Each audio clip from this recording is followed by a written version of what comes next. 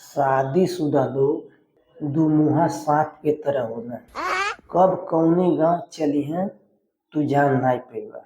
दुमुहा सपो 6 महीना एक तरफ और 6 महीना एक तरफ से चलना।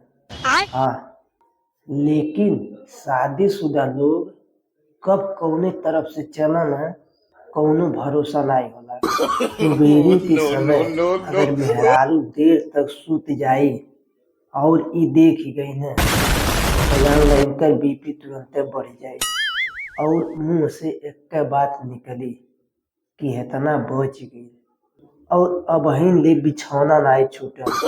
काम पे जाए के बा लेट होता। और अगर कहीं काम पे जाए के बा आ खाना नाइ बनल बा तब ते जानला मेहरारू के इज्जत पानी कुल गई। और तो और अपन चेला चपाटी लगे भी फोन करके बता दिहन चल आज घरे नाइ आवल जाई।